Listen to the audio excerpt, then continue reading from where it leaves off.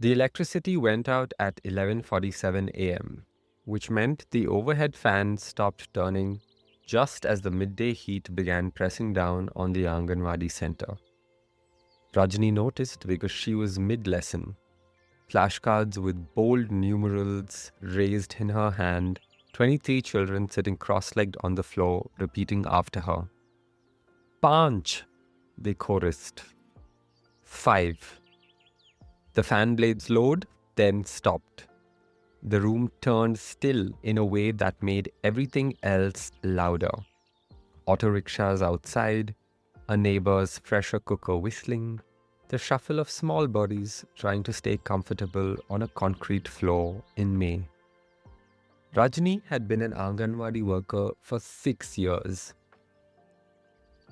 She knew the afternoon routine by heart. Numbers until 12:15, then wash hands, serve the midday meal, clean up, nap time for the younger ones while the older children did activity time with whatever materials she could gather. Today, activity time was supposed to be paper tearing and pasting. She had collected old newspapers all week, but something happened in the pause after the fan stopped. Arav, 4 years old, stood up. He walked to the corner where they kept the drinking water pot and peered inside. "Didi, no water," he announced. Rajni knew.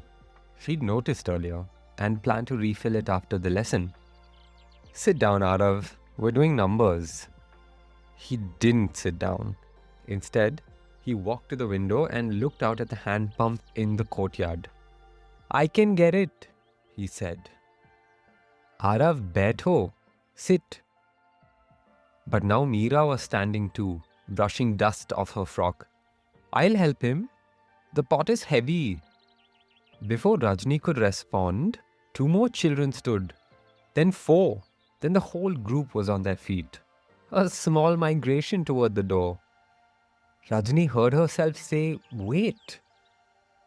They waited. She looked down at the flashcards in her hand. Numbers 1 through 10. Laminated at her own expense last year because the government supplied materials hadn't arrived. She looked up at the children watching her, their faces shiny with sweat, waiting for permission to solve a problem they'd already identified. "Okay," she said. "Let's get water." They moved like a procession. Arav and Meera carried the aluminium pot between them, walking slowly so the inch or 2 of water left at the bottom wouldn't spill. The other children followed, some holding hands, some skipping, some stopping to examine a beetle near the doorway. At the hand pump, Arav tried to work the handle. He wasn't tall enough to get leverage. Meera tried too. Also too small.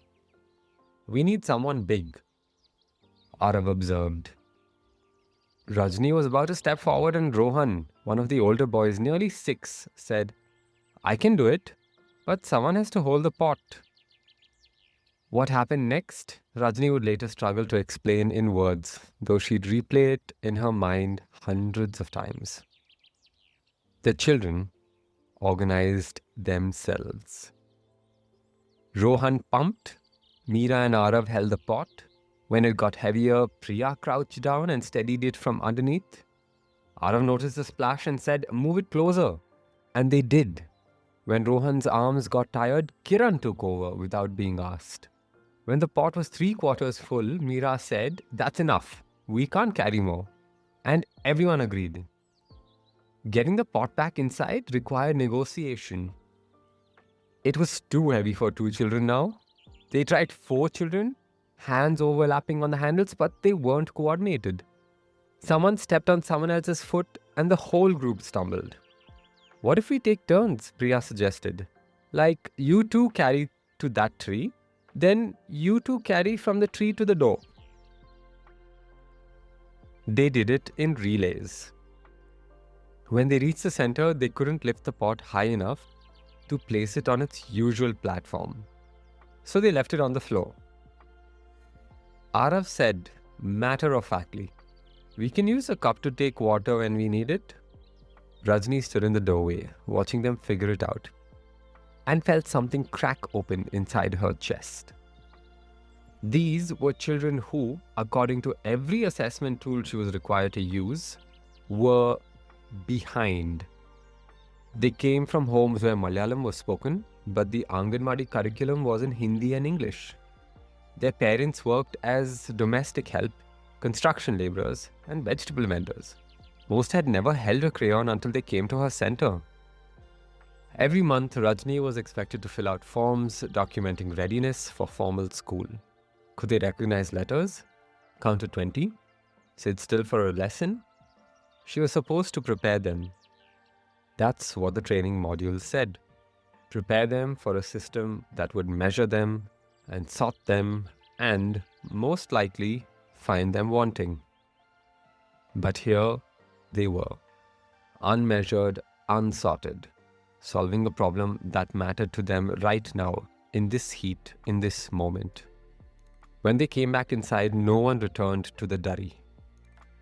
They gathered around the water pot, taking turns, drinking from the steel cup, passing it carefully, reminding each other, "Chota sip, everyone needs some." Rajni heard herself asking, "How did you know to do it in relays?" Arav looked confused. It was heavy. But who decided that was the solution? He shrugged. We just did it? The afternoon curriculum was supposed to be art, paper tearing and pasting to develop fine motor skills. The weekly plan she'd submitted to the supervisor last Friday had collage activity written in blue pen for today. Instead, Rajni said, "What else is hard to do alone?" The conversation that followed wasn't on any lesson plan. Children talked about helping their mothers carry groceries, about how their fathers needed two people to lift a gas cylinder, about how Meera's grandmother needed someone to hold her hand on the stairs. "What about things you can only do alone?" Rajni asked. A longer pause. Then Kiran, "Sleeping?" Priya, "Thinking." Rohan, "Going to the bathroom." Somewhere in that conversation, it occurred to Rajni that she had never asked them a question she didn't already know the answer to. Every question in the curriculum was a test. Do you know what I know? Can you count to 10? Do you recognize colors? Can you repeat the alphabet?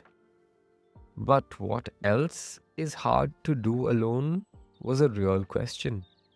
She was genuinely curious about their answers. The electricity came back at 2:30 p.m. The fan resumed its slow rotation. By then they'd missed the midday meal timing and Rajni had to serve lunch late, which meant the children's parents would arrive before nap time ended, which would create chaos. She also failed to complete the number recognition lesson, failed to document learning outcomes, failed to follow the schedules she was accountable for maintaining. But when Arav's grandmother came to pick him up, he ran to her shouting, "We got water! By ourselves, in relays!" And his grandmother looked at Rajni with an expression that wasn't quite a smile, but something softer. A nod of recognition between two women who knew that the work of raising children was never just the work you could put on a form. That night, Rajni sat at her kitchen table with her own cup of tea and tried to write down what had happened. Not for any report, just for herself. She wanted to remember the moment she stopped teaching and started noticing. The moment she realized that her job wasn't to fill empty vessels. It was to see what was already there, waiting to be recognized. She wrote, "Today the children solved a problem together. They were capable. I had forgotten to look for that." Then she crossed it out and wrote instead, "Today I learned to ask questions I don't know the answers to." She paused, pen hovering. Finally she wrote, "Today I stopped counting what they couldn't do and started seeing what they could." The next morning, the electricity was out again. The children arrived to find Rajni waiting. No flashcards, no lesson plan, no predetermined outcomes. Just a question. What should we do when it gets too hot in here? 23 small faces looked at her, then at each other, and then, quietly, they began to answer.